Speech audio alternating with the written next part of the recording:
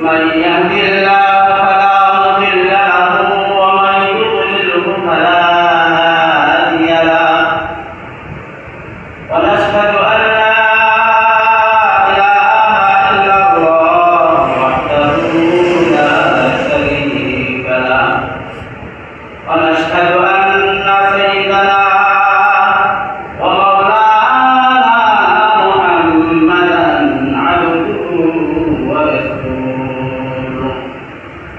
الذي أرسله بالحق بشيرا ونذيرا وداعيا إلى الله بإذنه وسراجا منيرا أما بعد فقد قال الله سبحانه في كلامه المجيد وفرقانه الحميد أعوذ بالله من الشيطان الرجيم بسم الله الرحمن الرحيم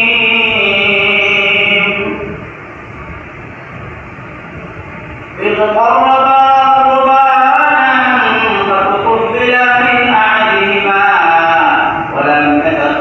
من الآخر قال رسول الله صلى الله عليه وسلم وإنه ليأتي يوم القيامة بقرونها وأشعارها وأذلافها أو كما قال عليه الصلاة والسلام سبحانك لا علم لنا إلا ما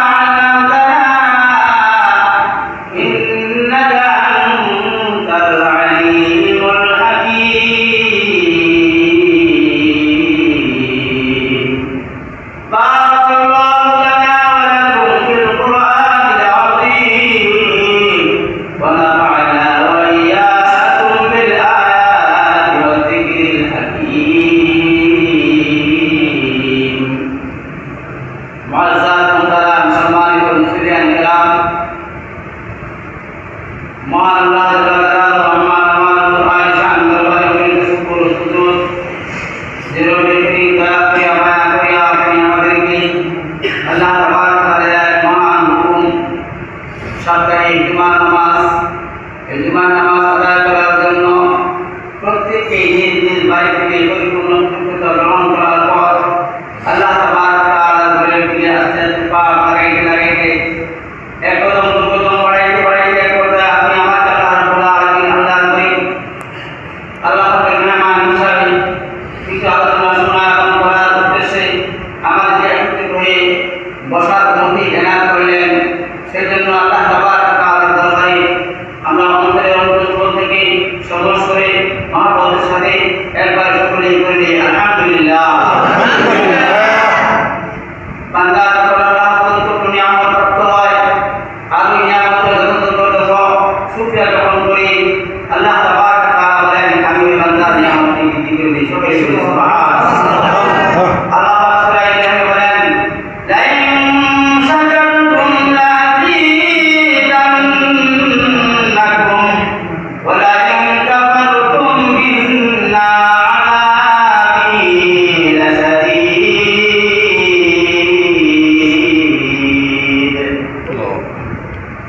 আমরা সে আল্লাহ তাআলার যত নিয়ামতকে শুকরিয়া জ্ঞাপন করলাম আল্লাহ তাবারক তাআলা এর মধ্যে সালাম বর্ষিত হোক যেন প্রতিদিন রহমতের নবী মায়ার নবী গুনাহগার উম্মতের সুপারিশকারী আপনি আমার সুপারিশকারী যে নবী আপনার নামে সমগ্র পৃথিবী সৃষ্টি হতো না যার খাতিরে যার ওসিলায় তার মাধ্যমে আমরা দুনিয়াতে আগমন করেছি আল্লাহ আমাদেরকে প্রদান করেছেন ওই নবীর প্রতি অজস্র সালাম বর্ষিত হোক আমিন সাহাবা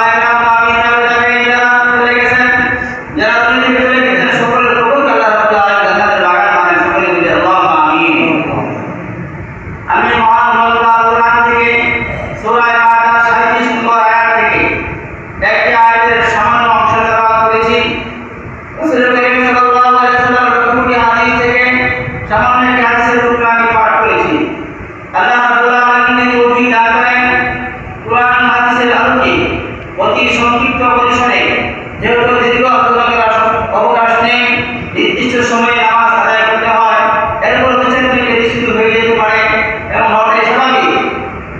যদি হয়ে যায় তাহলে সেটা আমরা মনে করব আমাদের বন্ধুরা জন্য 5 মিনিট যথেষ্ট প্রতিফলিত হয়ে গেছে।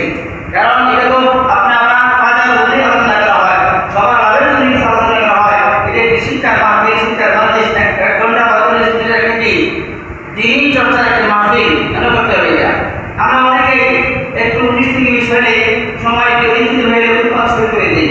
এটা আসলে সমুচিত নয়, এটা ঠিক নয়। মাসালা নির্দিষ্ট একটা নিষিদ্ধ আছে।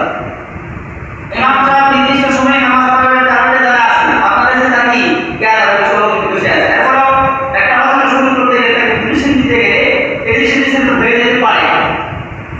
এই জন্য আমরা ধৈর্য সহকারে প্রত্যেকদিন আলোচনা ধৈর্য সহকারে মনোযোগ সহকারে শ্রবণ করার চেষ্টা করব। কি বলতেছেন, আমাদের কি করণীয়, কি করণীয়, এই আলোচনার মধ্যে আমরা কি পেলাম, আমাদের শিক্ষণীয় বস্তু কি। এইভাবে যদি মনোযোগ সহকারে শুনি তাহলে আমার মন অনতিকে দাবিত হবে না, শুনতে মন যাবে এবং আমার নিজের পাতে হবে। এই দৃষ্টিকোণ থেকে আমরা কি আলোচনা করে শুনবো। আমি আজকে আলোচনা করেছি যে আলোচনায় সামনে আমাদের আসতেছে জিলহজ মাস। জিলহজ মাস সবার উপরে জিলহজ মাস চলছে। জিলহজ মাস আগামী সম্ভবত মে মাসের 28 তারিখ বৃহস্পতিবার ঈদুল আযহা উদযাপন হতে পারে। চাঁদের দিবসে 28 বা 29 তাদের নির্দিষ্টভাবে বলা যায় না, চাঁদ নির্দিষ্ট তারিখ হবে। তো ঈদের পূর্বে হওয়া জিলহজ মাসের কিছু করণীয় আছে, বর্ণনীয় আছে আমার কাছে।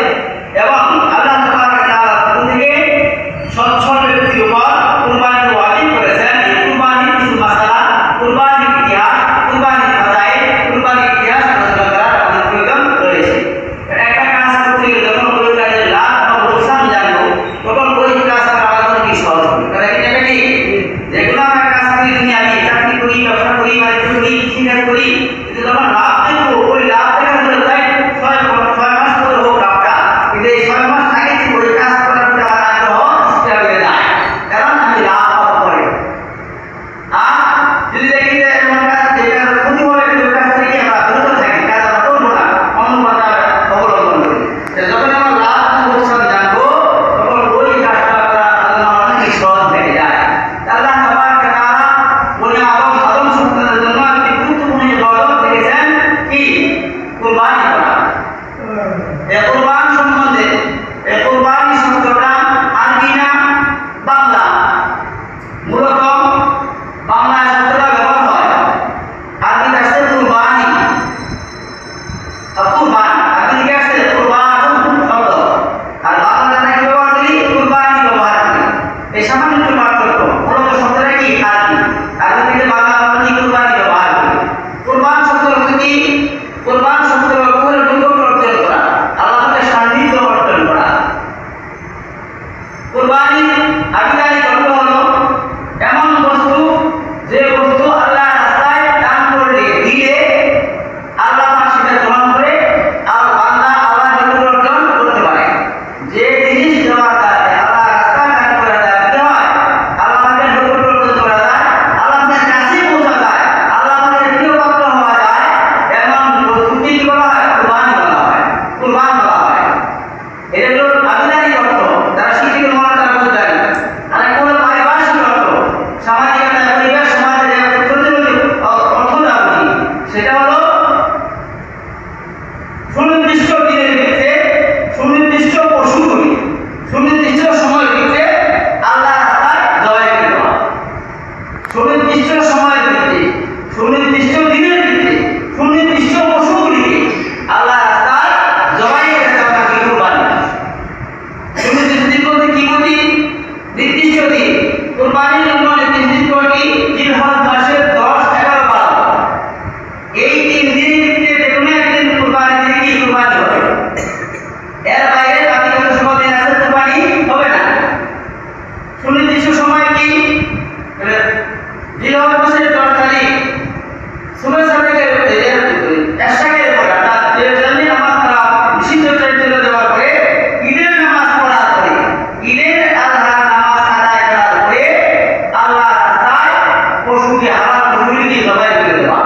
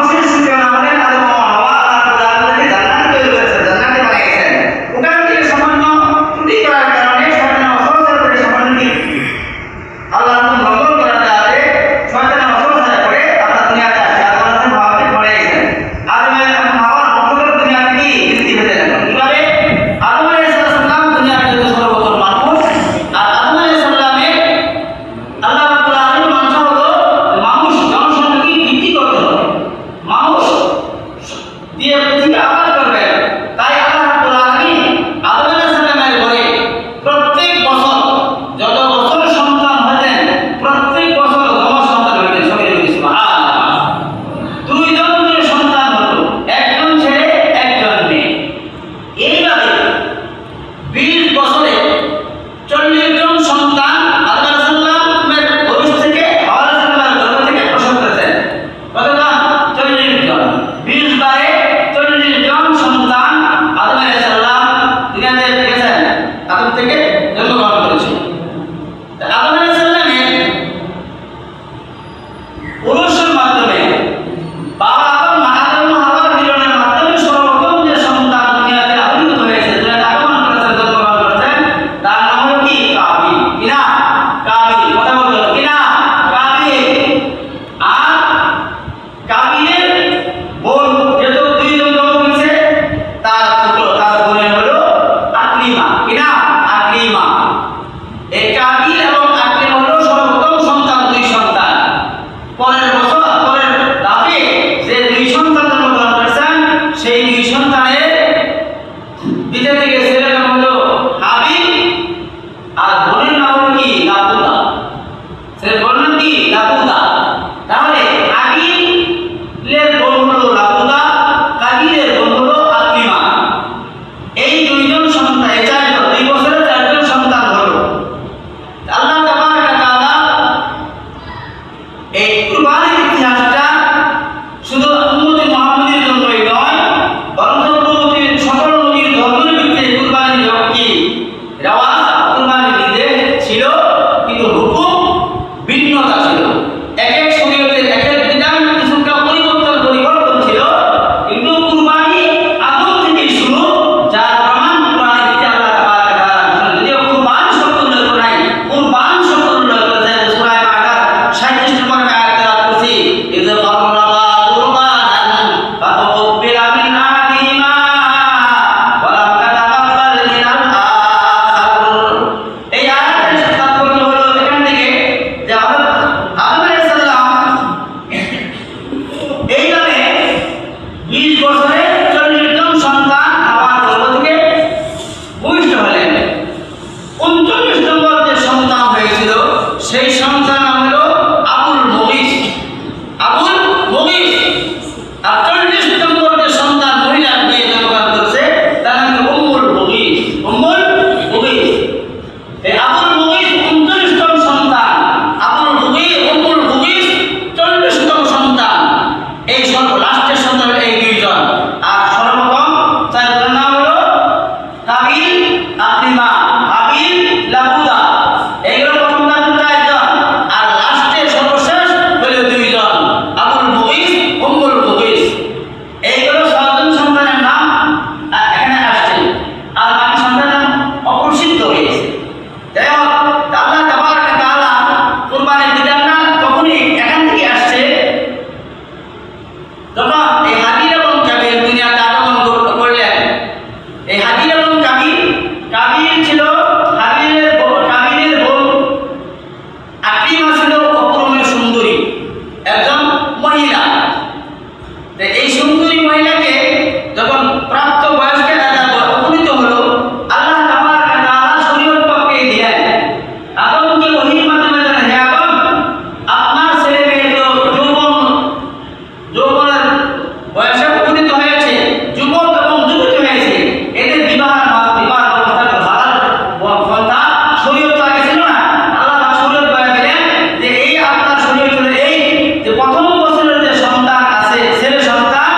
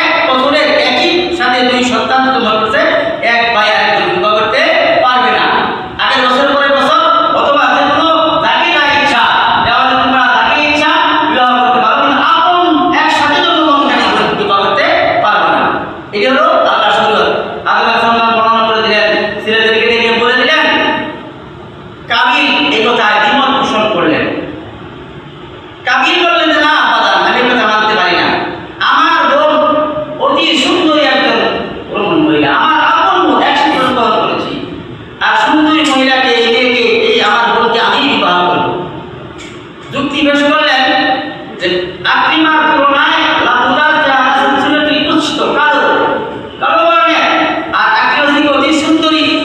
উনি যুক্তি পেশ করলেন যে আমি যদি আমার বোনকে বিবাহ করি, আমার বোনের সুন্দরী, আর আমার বংশ থেকে সুন্দর সুন্দর বাচ্চা আসবে, মানুষ আমি সমাজের দিকে দেশের দিকে আমি গর্ব এবং ফখর করতে পারবো আমার সন্তানের ভালো সুশ্রী হয়েছে, সুন্দর চেহারা হয়েছে। আর আমি যে আকলিমার বোন হাবিলের বোন লাবুদাকে বিবাহ করি, আমার বংশ থেকে বাচ্চা হবে কি কালো, আমি সমাজের দিকে মুখ দেখাতে পারবো না। তার একটা যুক্তি পেশ করল। উনি বললেন যে না, এটা আল্লাহ শরীয়ত দিছে, এটাই ফয়সালা। উনি বললেন না, এটা আপনি আল্লাহ শরীয়ত দেখায়, আপনার ব্যক্তিগত মোটা বাচ্চা পাইছেন, আমি আপনার কথা মানি না। আমার বোন আমি আমার বোনকে বিবাহ করবো, আপনি কি বিবাহ করবো, কিন্তু শরীয়তে নিষিদ্ধ। আলোচনা করে গেলেন মহা টেনশনে, আরে এখন কি করা যায়?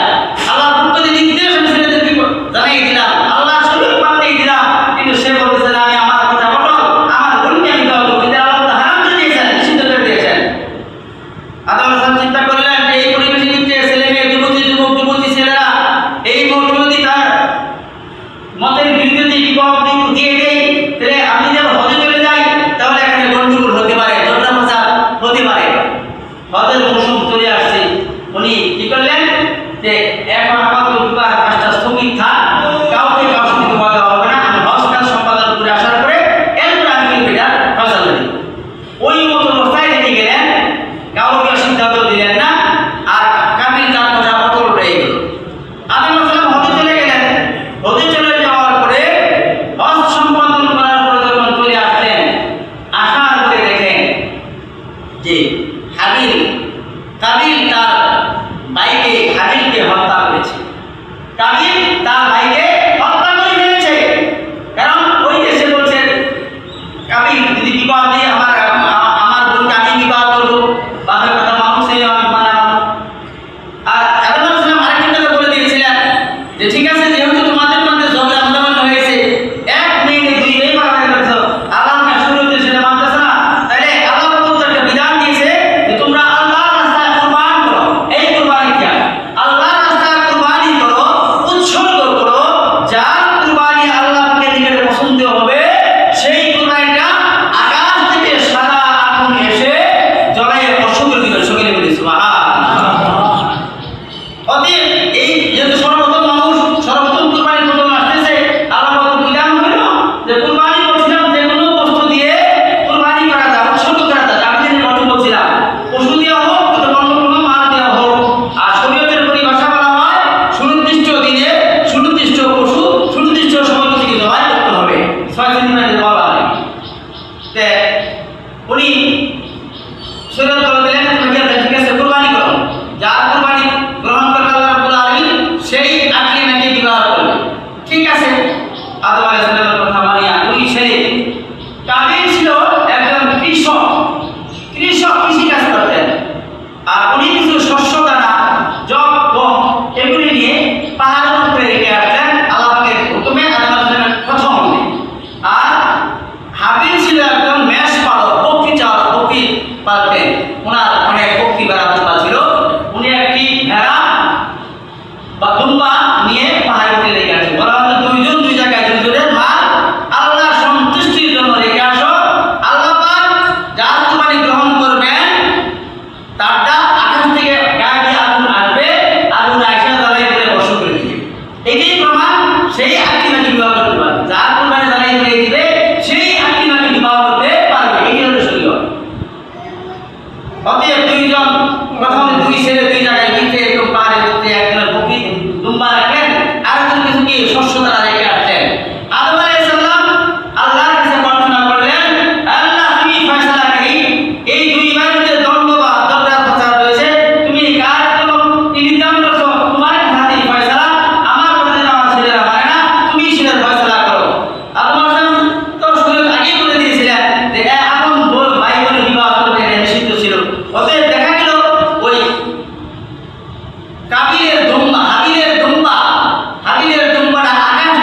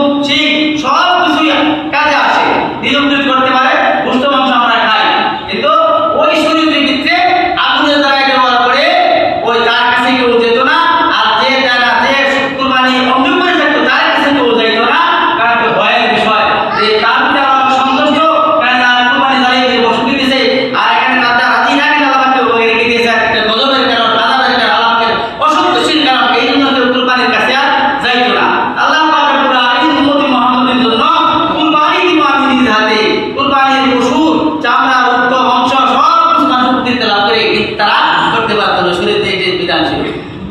ওদের আল্লাহ রাব্বুল আলামিন যখন এইভাবে দেখলেন যে হাবিলের কুরবানি গ্রহণ হলো, কাবিলের কুরবানি গ্রহণ করা হলো না, তখন এই ব্যাপারে উনি শুনে চিন্তা পাকা পোক্তা চিন্তা করলেন, না আল্লাহ মাতার কুরবানি করুক, গ্রহণ করুক আর নাই করুক, আমার বাবার কাছে আমার মানুষ সেই মানুষ, আমার আপন বোন আত্মীয়কে আমি বিবাহ করবো। অতএব ওই থাকে যখন আদম আলাইহিস সালাম হজ করতে চলে গেলেন, হজ করে চলে আসার পরে দেখলেন যে কাবিল তো তার ভাই হাবিলকে হত্যা করে ফেলেছে। এই হত্যা করার পরেও সে একটা এমন কিংকর্ত বিমূঢ় হয়ে গেছে, একেবারে মরা লাশ, তার আপন ভাইকে কি করবে? তখন তার মাটি দেওয়ার সুযোগ ছিল না, তখন তার কি করবে? সাগরে বাসাতে মাটি দেবে এই বুদ্ধিও তার নাই। এখন সে হতাশ হয়ে গেছে, তার ভাইকে কাকে নিয়ে কাহিনী করে তফসিল তালিম দিতে আসছে, এরকম ঘুরাঘুরি করতেছে, কি করবে ভাই, মরা ভাই, আগে তো কোনদিন মরে নাই, কি করবে তার ব্যবস্থা জানা নাই। আল্লাহ তাবারক ওয়া তাআলা এই কাবিলকে শিক্ষা দেওয়ার জন্য, হাবিল এবং কাবিলকে শিক্ষা দেওয়ার জন্য আল্লাহ তাবারক ওয়া তাআলা দুইজন ফেরেশতা কাকের সুরতে কাউয়া, এই কাউয়ার সুরতে দুইজন ফেরেশতাকে প্রেরণ করলেন। ওই দুইজন কাক দেখেন হঠাৎ করে দুইটি কাক পারাপারি করছে, পারাপারি করে দেখেন আমাদের দেশে করে একদম পারাপারি করতে হতে একটা ওকে মেরে ফেলে মারা গেল।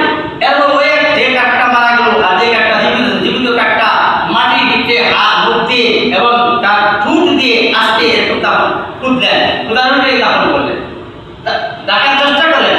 এতে এই ঘটনা থেকে কাবিল ভাবল যে এই যে সামান্য একটা প্রাণী দেখা যায় তার মৃত জাতিকে, তার আপন ভাইকে দাফন করতেছে, আমার তো এই কাজ করা দরকার, আমার থেকে এই কাজ করা দরকার। আল্লাহ তাবারক ওয়া তাআলা আদম আলাইহিস সালামের প্রথম সন্তান হাবিল এবং কাবিলকে এই জ্ঞানও দান করেছেন, কাকের মাধ্যমে শিক্ষা দিয়েছেন যে তোমরা নির্বোধ অবুঝ, কোনো বুদ্ধি নাই, যে তোমার মৃত ভাইকে কি করবা এটাও তোমার জানা নাই। আল্লাহ তাবারক ওয়া তাআলা এই মৃত দাফন করার একটা ব্যবস্থা করে দিলেন। আদম আলাইহিস সালাম কাবিল বললেন যে না, যদি তুমি আমার কথা না মানো, তুমি আমার অনুমতি না মানো, তোমাকে হত্যা করবো। কাবিল বললেন হাবিল বলে আমার কি দোষ? আমার তো কোনো দোষ নাই, আমার আব্বা আপনাকে আমাকে কুরবানি দিতে বলেছেন, কুরবানি দিয়েছি, আমার কুরবানি আল্লাহ কবুল করেছেন, এতে আমার দোষ কি? এতে আমার দোষ কি? আপনি কুরবানি দিয়েছেন, আপনারা দাওয়াই নাই, আমাকে দাওয়াই দিয়েছে, এটা আল্লাহ বুঝবেন। অতএব আমার কোনো অপরাধ নাই, আমাকে কেন হত্যা করবেন? লাখ টাকা অবশ্যই আমি তোমাকে হত্যা করবো। কাবিল বলেন হাবিল না শুরু হয়ে গেছে। হাবিল বলছেন লাইন মাসাত তাইলাইয়া টাকা ইত্যাদি তাকুলানি মা আদি বাসিয়াতে আদাইয়া। আল্লাহ বলেন যে হে কাবিল, হাবিল বলছেন হে ভাই কাবিল, তুমি যদি আমাকে হত্যা করো, তোমার হাত আমার দিকে আগিয়ে যাও, সম্প্রসারিত করো, আমি যদি তোমাকে মারবো না, আমি আমার হাতকে আগাবো না, মারবো না, অর্থাৎ আমি ধৈর্য ধারণ করবো। তুমি আমাকে মারতে পারো কিন্তু আমি তোমাকে প্রতিকার করবো না, কারণ এখানে আমার কোনো অপরাধ নাই, দুইজনের কুরবানি দিয়েছি, তোমার কুরবানি কবুল হয় নাই, সেটা আল্লাহ করতে পারে, আল্লাহ আপনার আমার কাছে কোনো ধরনের অপরাধ নাই। উনি বললেন না, আমি হত্যা করবো, কারণ আমি যদি লাভজনক বিচার করি আমার বংশজের সন্তান হবে, কালো বংশী সন্তান হবে, আমি দেশের ভিত্তিতে জাতির ভিত্তিতে অপমানিত হবো, আমার মর্যাদা ক্ষুণ্ণ হবে, আমার মানুষ দুঃশ্বাস হয়ে যাবে, অতএব তাকে বিয়ে করতে পারি না। অতএব তার হিংসা বস্তুত হয়ে উনি কি করলেন? কাবিলকে হত্যা করলেন, হাবিলকে হত্যা করলেন। হত্যা করার পরে আল্লাহ রাব্বুল আলামিন তাদের মাটি দেওয়ার ব্যবস্থা মার করে দিলেন। তো বলতেছিলাম যে আল্লাহ তাবারক ওয়া তাআলা এই কোরআনের ভিতরে যে কুরবান শব্দটা আসছে তিন জায়গায় কোরআনে ব্যবহার হয়েছে, সূরা আহকামের ভিতরে, সূরা মাআদার ভিতরে, সূরা আল ইমরানের ভিতরে। যে সূরা আল ইমরানের 37 নম্বর আয়াতে ব্যবহার করছি, আরো দুই জায়গায় কুরবান শব্দ আলোচনা আসছে, আর একটা হাদিসে ভিতরে আসছে, তিরমিজি শরীফের হাদিসে ভিতরে আসছে এই কুরবান শব্দের কথা আলোচনা আসছে। অতএব কুরবান থেকে আল্লাহ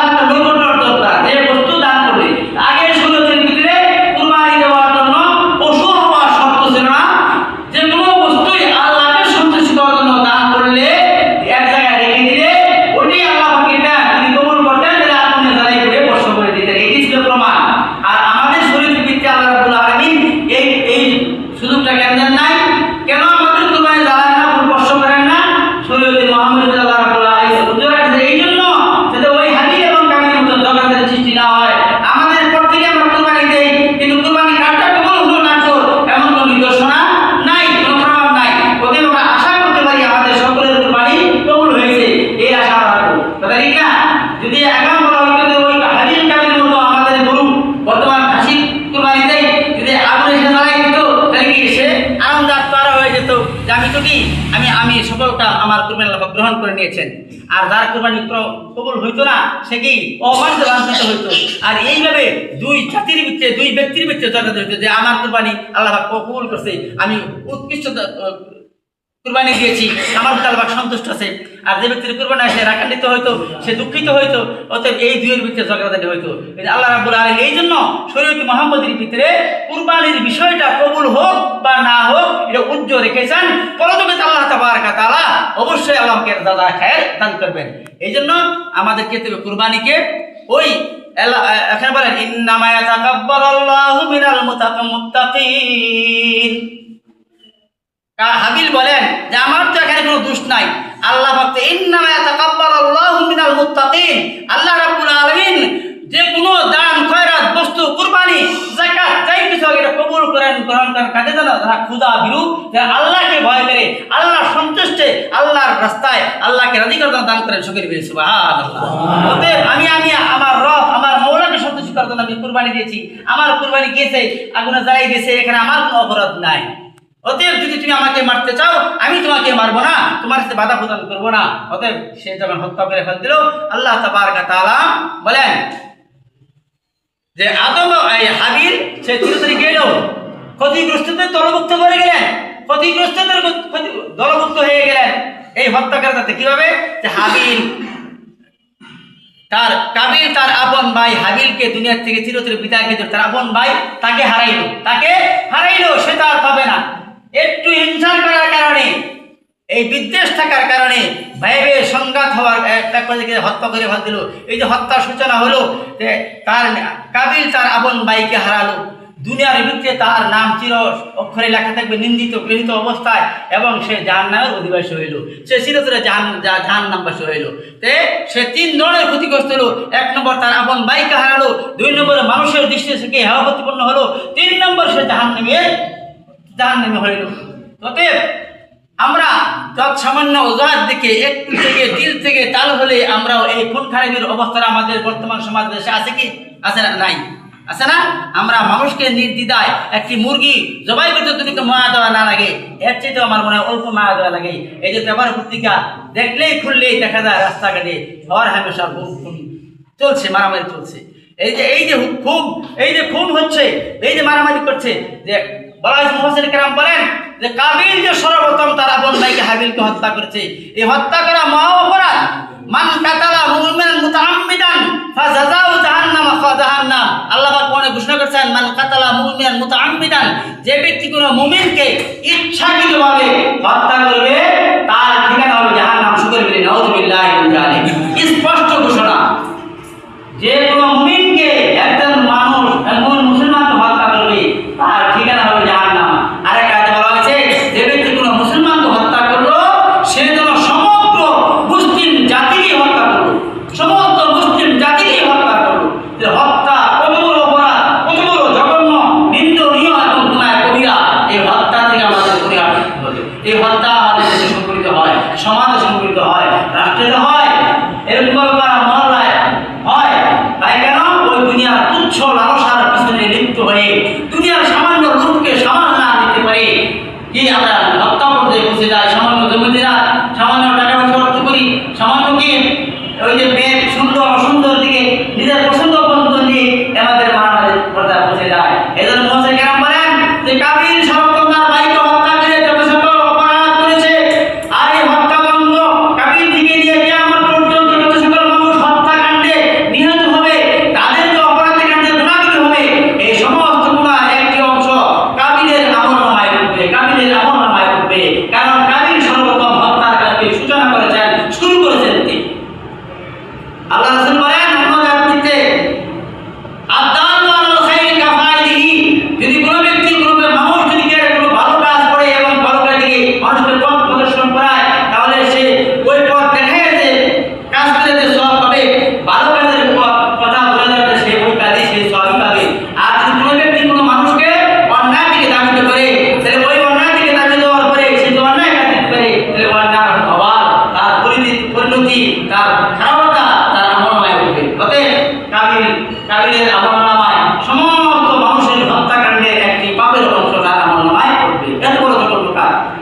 সম্পূর্ণ কাজ থেকে আপনি আমাদেরকে পরিহার করতে হবে। বলতেছিলাম যে আল্লাহ রাব্বুল আলামিন আমাদেরকে যে কুরবানি সামনে আসতেছে, কুরবানি আসতেছে, এই কুরবানি লিল্লাহি আমরা কি বলে আসছে ইন্নামা ইয়াতাকাব্বালুল্লাহু মিনাল মুত্তাকিন। আমি কাকে স্পষ্ট ভাষা বলে দিলে ভাই আমার এখানে কোনো অপরাধ নাই, দোষ নাই। আল্লাহ পাক তো যারা মুত্তাকিন, যারা আল্লাহর ভয়ে আল্লাহকে সন্তুষ্টি করার জন্য আল্লাহর রাস্তায় আল্লাহ তো নিয়ামত সম্পদ ব্যয় করে তারই সম্পদ আল্লাহ গ্রহণ করে। অতএব আমি যে কুরবানি করেছি এটা আল্লাহকে সন্তুষ্টি করার জন্য দিয়েছিলাম, তাই আল্লাহ গ্রহণ করেছে। আমার এখানে কোনো অপরাধ নাই, আমার কোনো দোষ নাই। তাহলে বুঝতে হবে আল্লাহ পাক লিল্লাহির সাথে যে কাজটা করা হয়, আল্লাহকে সন্তুষ্টি করার জন্য কুরবানি করা হবে, যে দান করা হবে, যে খয়রাত করা হবে, যে ভালো কাজের কথা বলা হবে, সকল কিছু গ্রহণ করে কি করবে আল্লাহ রাব্বুল আলামিন কবুল করবেন। আল্লাহ কষ্ট করার জন্য ইখলাস খুলুসিয়ত থাকতে হবে। আমরা সামনে আসছে কুরবানি, কুরবানি ইতিহাস আমরা জানবো, কুরবানি মাসালা আমরা জানবো, কুরবানির আকীদা ফরজ ওয়াজিব সুন্নাত অনেক সবকিছুর মাসালা আছে। যদি আল্লাহ তৌফিক দান করেন এখন থেকে ধারাবাহিক আলোচনা করবো, ইতিহাস আলোচনা করবো, মাসালা আলোচনা করবো, চামড়ার হুকুম, গোশতের হুকুম, আকিকার বিধান, মানতের বিধান, মানত কয় প্রকার, কি কি কুরবানির জন্য কি কি, এই সমস্ত আলোচনা করলে ধারাবাহিক হিসাবে আলোচনা করা যেতে পারে। সময় যেহেতু স্বল্প সময়ের ভিত্তিতে আলোচনা আমাদের করতে হবে। তাই আমি বলবো যে আজান হওয়ার সাথে সাথে আপনারা চলে আসেন, তাহলে একটু আলোচনা লম্বা হয়ে যেতে পারে। যদি আপনারা পরে আসেন তাহলে কি আলোচনা খুব খাটো হয়ে যেতে আমি সবাই অনুরোধ করবো যে কুরবানি মাসালা সম্পর্কে আমাদের জানা দরকার। কি কি কিভাবে কুরবানি দিলে আপনার কাছে নতুন করা যায়, আল্লাহ কোন কিভাবে বিধান দিয়েছেন সেটা আমাদের জানা অবশ্যই প্রয়োজন। আল্লাহ তাবারক ওয়া তাআলা আপনি আমাদের সবাইকে কুরবানির হুকুম, আহকাম এবং বিধানগুলি মানিয়া সঠিক ও সুন্দরভাবে আল্লাহকে সন্তুষ্ট করার ক্ষেত্রে আল্লাহর রাজি খুশির জন্য সামনের কুরবানিতে আমরা সকল